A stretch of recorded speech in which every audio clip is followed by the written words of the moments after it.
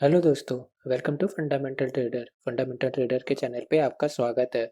आज की जो वीडियो है वो हैप्पीएस्ट माइंड के ऊपर है और मैं आज के इस वीडियो में हैप्पीएस्ट माइंड के अंदर क्या टारगेट्स बन सकते हैं और क्या इंपॉर्टेंट लेवल्स है और साथ ही में क्या इसकी बिजनेस की फंडामेंटल्स है, टेक्निकल्स है, इस पे बात करेंगे। चलिए वीडियो को शुरू करते हैं और मैं आपके सामने 3 टाइम फ्रेम की एनालिसिस करना चाहता हूँ, डेली, वीकली और मंथली। क्योंकि मुझे लगता है ये 3 टाइम फ्रेम का एनालिसिस मुझे लॉन्ग टर्म और शॉर्ट टर्म की ट्रेंड बताती है। तो चलिए मैंने आपके सामने ये डेली चार्ट को लगाया है। आरएसआई की जो लेवल निकल कर आती है वो लेवल 53 की है और अगर आप एमएससीडी की तरफ देखेंगे तो एमएससीडी बुलिश है बट एक डाउन ट्रेंड में दिखाई दे रही है। मोमेंटम जो है नीचे की तरफ आ रही है। और एक और बात आप देखिए जरा, अगर आप आरएसआई के लेवल को देखोगे तो वहाँ एक डाइवर्जेंस दिखाई दे रही है, बट चार्ट की तरफ देखोगे तो वहाँ पे कोई डाइवर्जेंस नहीं है, कोई डाउनवर्ड की तरफ मूवमेंट नहीं है। मतलब पॉसिबिलिटी है। मैं कहने का मतलब है हो सकता है नेक्स्ट वीक में हैप्पीएस्ट माइंड के अंदर अगर फॉल आ सकती है। चलिए मैं वीकली चार्ट पे चलता हूँ। वीकली चार्ट पे जो आरएसआई के लेवल निकल कर आती है 71 की है, जो बुलिश है। और अगर आप कैंडलस्टिक पैटर्न को देखेंगे तो बार बार रिजेक्शन मिल रही है इसे। और मुझे लगता है ये जो एक्यूमुलेशन हो रही है इस लेवल पे, इसके बाद कोई बड़ी मूव आ सकती है। ये मूव किसके साइड आएगी ये बता पाना मुश्किल है, लेकिन एक बड़ी मूव आ सकती है। और मैंने जो डेली चार्ट पे आरएसआई की डाइवर्जेंस दिखाई आपको, तो हो सकता है पॉसिबिलिटी इस लेवल को, ये जो रेंज बाउंड है, इस रेंज बाउंड को ब्रेक करने के बाद नीचे की तरफ आ सकती है। देखिए ये बस एक प्रिडिक्शन है, ऐसा जरूरी नहीं है कि हो जाए। हो सकता है ये ऊपर की तरफ भी जा सकती है। तो ये डिपेंड करता है करंट मार्केट की जो ओवरऑल सिचुएशन है, और उस पर बस नज़र रखिएगा। मंथली चार्ट पे कुछ है नहीं दिखाने लायक, तो मंथली चार्ट पे मैं कुछ बता नहीं सकता। जो डेली और वीकली चार्ट पे जो ट्रेंड दिखाई देती है मुझे, वो डेली पे मुझे न्यूट्रल लगती है। न्यूट्रल इसलिए है क्योंकि आरएसआई की इंडिकेशन को समझेंगे तो वो बुलिश तो है, बट अगर आप एमएससीडी के मोमेंटम को देखेंगे ना तो मोमेंटम गिरते हुए साइड है।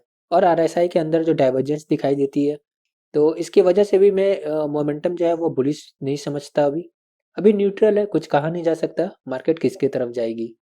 17 सितंबर को लिस्टिंग हुई थी हैप्पीएस्ट माइंड की, और लिस्टिंग जो थी वो बहुत अच्छी लिस्टिंग हुई थी। लिस्टिंग होने के बाद वो 17 सितंबर से 11 फरवरी तक ये साइडवेज रही मार्केट, एक रेंज बाउंड जोन में रही। और उसके बाद 11 फरवरी को इसने ब्रेकआउट दिया और अब फिर से एक रेंज बाउंड होते हुए दिखाई दे रही है। आप देख लो, ये जो रेंज है, ये रेंज मतलब बहुत ही खतरनाक रेंज लग रहा है। पता नहीं किसका साइड एक बड़ी मूव आने वाली है। आई होप मूव जो आए वो ऊपर के साइड आए, नीचे के साइड ना आए, क्योंकि अगर ये नीचे के साइड गई तो फिर से रेंज बाउंड होने की चांसेस है। हैप्पीएस्ट माइंड के अंदर एक फ्लैग पैटर्न बनता हुआ दिखाई दे रहा है, फ्लैग एंड पोल पैटर्न। तो अगर ये 588 के ऊपर जाती है तो एक अच्छा ब्रेकआउट मिल सकता है, और अगर ये 490 के नीचे जाता है तो भी एक नीचे की तरफ ब्रेकआउट मिल सकता है। तो नज़र रखिएगा 588 और 490 के लेवल पे।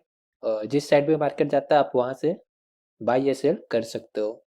अगर मैं इंपॉर्टेंट लेवल्स की बात करूँ तो 587 और 566 की जो लेवल है वो एक रेजिस्टेंस जोन है हैप्पीएस्ट माइंड के अंदर।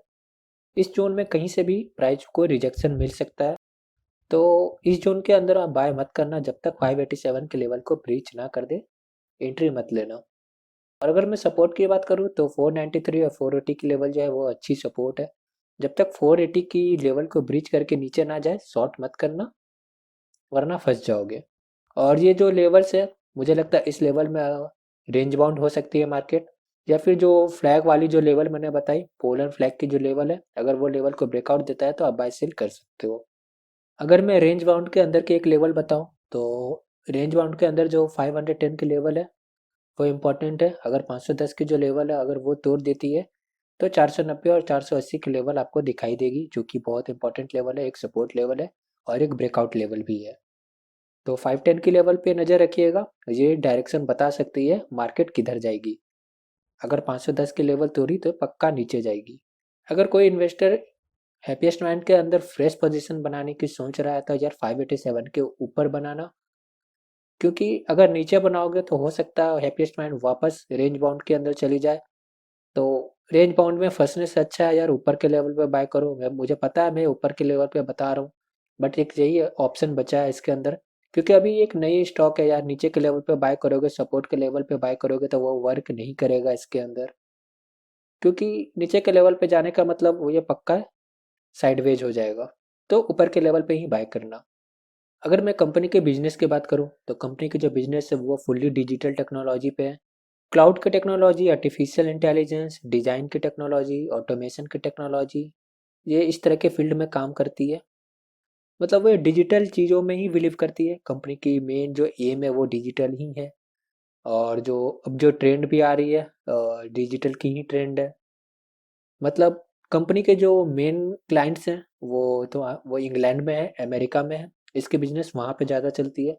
ये बड़ी बड़ी कंपनियों को डिजिटल सॉल्यूशंस प्रोवाइड करती है, डिजिटल सॉफ्टवेयर्स देती है जो ऑटोमेटिक हो। मतलब जैसे एग्जांपल के तौर पे मैं बताऊं आपको, जैसे आप चैटबॉट्स देखते होगे। अभी बहुत सारी जो बिग बास्केट हो गई या फिर आप आईआरसीटीसी पे देखते होगे, ये जो चैटबॉट्स आती है वो इस तरह की टेक्नोलॉजी पे ही काम करती है। एंड टू एंड कम्युनिकेशन को डिजिटल किस तरह से किया जा सकता है इस लेवल पे वर्क करती है ये। लेकिन प्रॉब्लम इस बात की है कि इसकी जो फील्ड है इसमें कंपटीशन बहुत ज़्यादा है। मतलब बहुत बहुत ज़्यादा कंपटीशन है। कंपटीशन बहुत ज़्यादा इसलिए है क्योंकि इसमें बहुत बड़ी कंपनियां भी आर्टिफिशियल इंटेलिजेंस डिजिटल में काम करती हैं। Example Tata Elxsi, Tanla platforms, Wipro, Microsoft. तो ये सब जो कंपनियां हैं ये सब भी आर्टिफिशियल इंटेलिजेंस पे काम करती है, डिजाइन पे काम करती है। किसी प्रोडक्ट की डिजाइनिंग, चैटबॉट्स, मतलब ऑटोमेशन के प्रोजेक्ट, ये सब पे विप्रो भी काम करती है। तन्ला प्लेटफॉर्म भी क्लाउड की टेक्नोलॉजी पे काम करती है। टाटा एलेक्सी प्रोडक्ट की डिजाइनिंग पे काम करती है, आर्टिफिशियल इंटेलिजेंस पे काम करती है। माइक्रोसॉफ्ट ऑल इन वन है, गूगल ऑल इन वन है।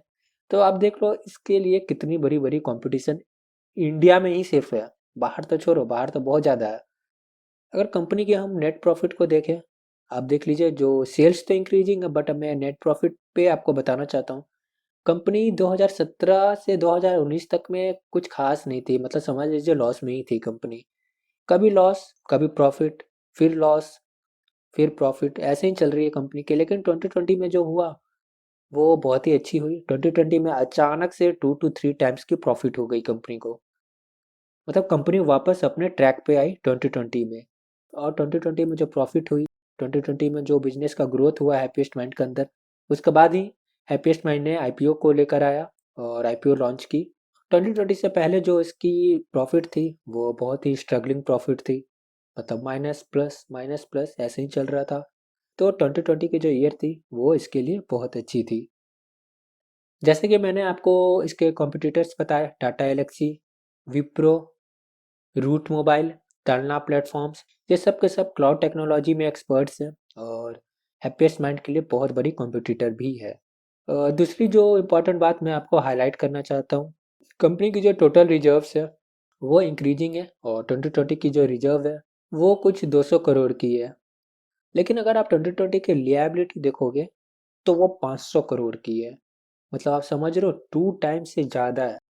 देखिए इतनी ज़्यादा लिएबिलिटी ठीक नहीं होती। मैं कंपेयर करूंगा अभी आपको टाटा एलेक्सी से कंपेयर करके बताता हूँ आपको। आप देखो ये टाटा एलेक्सी की रिजर्व्स और लिएबिलिटी लगाई है मैंने। टाटा एलेक्सी के अंदर जो रिजर्व्स है कुछ 1000 करोड़ की है।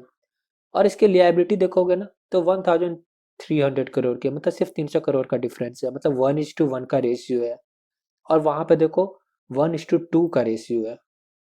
तो कितना ज़्यादा का डिफरेंस है। टाटा मोटर्स के अंदर आप अगर रिजर्व देखोगे तो वहाँ पे 1:3 का रेशियो है। तो ये बहुत ज़्यादा का डिफरेंस आ जाती है। इसलिए टाटा मोटर्स इतने ज़्यादा पॉइंट से गिरी थी क्योंकि इसकी रिजर्व ही खत्म होते जा रही थी और लिएबिलिटी बढ़ती जा रही थी। हैप्पीएस्ट माइंड के अंदर तो भी कुछ ऐसा ही दिखाई देता है, लिएबिलिटी इसकी बढ़ती जा रही है। तो फंडामेंटली मुझे कुछ खास नहीं दिखाई देता, ना फाइनेंशियली स्ट्रांग दिखाई देती है मुझे। एवरेज है, मतलब ठीक है आप बेट लगा सकते हो, बट बहुत अच्छी वाली बात नहीं है। कंपनी के रिटर्न ऑन इक्विटी देखेंगे तो 110% है। मतलब किस लेवल के रिटर्न ऑन इक्विटी है। और देखिए ये जो रिटर्न ऑन इक्विटी है ना, ये 2020 ईयर की रिटर्न ऑन इक्विटी है। उसके पहले की अगर रिटर्न ऑफ इक्विटी देखोगे आप तो आपको 17%, 14% ऐसी रिटर्न ऑन इक्विटी दिखाई देगी। लेकिन जो 2020 की जो रिटर्न ऑन इक्विटी है वो 110% है। क्योंकि मैंने आपको बताया 2020 की ही प्रॉफिट इसे बहुत अच्छी लेवल पे लेके आई है, वरना इसके पहले तो ये कंपनी लॉस और प्रॉफिट में थी। देखिए रिटर्न ऑन इक्विटी ही सब कुछ नहीं होता। यह return on equity previous year की रिटर्न ऑन इक्विटी है। और मुझे लगता है अभी एनुअल रिपोर्ट आने वाली है मार्च के एंड तक में या अप्रैल के फर्स्ट वीक में।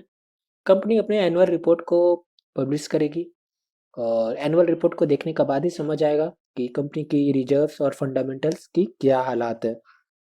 तो अभी की जो प्रेजेंट कंडीशन है मुझे फाइनेंशियली और फंडामेंटली कुछ खास नहीं लगती है। एवरेज कंपनी है, ठीक है, बाकी जैसे कंपनी है वैसे ही कंपनी है। लेकिन आप इसकी बिजनेस को टाटा एलेक्सी, तानला प्लेटफॉर्म्स, विप्रो जैसी कंपनियों के साथ कंपेयर नहीं कर पाओगे, क्योंकि उसकी बिजनेस और इसके बिजनेस में बहुत ज़्यादा डिफरेंस है, उसके मार्केटिंग के डिफरेंस है। देखिए, अगर आपको आईटी सेक्टर में इन्वेस्ट करनी है या फिर अगर आर्टिफिशियल इंटेलिजेंस के बेस्ड या फिर आपको क्लाउड कंप्यूटिंग के टेक्नोलॉजी सेक्टर में इन्वेस्ट करनी है तो आप रूट मोबाइल में इन्वेस्ट कर सकते हो, आप टाटा एलेक्सी में इन्वेस्ट कर सकते हो, या फिर आप केपीआईटी टेक्नोलॉजी में भी इन्वेस्ट कर सकते हो। आप वहाँ इन्वेस्ट करो जो ऑलरेडी मार्केट में है और जो ऑलरेडी बहुत अच्छे लेवल पे है। आप वहाँ इन्वेस्ट करोगे तो ज़्यादा बेटर रहेगा आपके लिए, क्योंकि आपको पैसे कमाने से ही मतलब है। तो ऐसे कंपनी में कमाओ जो ऑलरेडी बहुत अच्छे से फंडामेंटली स्ट्रांग है। अगर आप चाहो तो मेरे साथ टेलीग्राम चैनल पर जुड़ सकते हो, लिंक मैंने कमेंट में पिन कर दिया है और डिस्क्रिप्शन में भी बता दिया है। चैनल फ्री ऑफ कॉस्ट है, कोई भी सर्विस के लिए कोई चार्ज नहीं है, सब कुछ फ्री है और ये चैनल आप लोगों के लिए ही बनाया गया है। देखिए, ये सब तो लोगों की सोच है, पर पैसा आपका है, दूसरे की सोच पे विश्वास नहीं कर सकते। बस आप अपना एनालिसिस कीजिए, आपको क्या लगता है आप डिसाइड कीजिए आप क्या करना चाहते हैं। अभी के लिए अगर बस मेरा वीडियो अच्छी लगे तो लाइक और सब्सक्राइब करके मोटिवेट जरूर कीजिए। जी, आप डिसाइड करेंगे कि आपको बाय करना है या नहीं करना है, पैसा आपका है। मैं ये नहीं बोल रहा कि आप मेरे बताए गए शेयर्स पे बाय करें, आप अपना एनालिसिस खुद करें, आप अपने एडवाइजर से सलाह लें। अगर आपको लॉस या प्रॉफिट होता है तो इसमें मेरे या मेरे चैनल की कोई रिस्पॉन्सिबिलिटी नहीं होगी।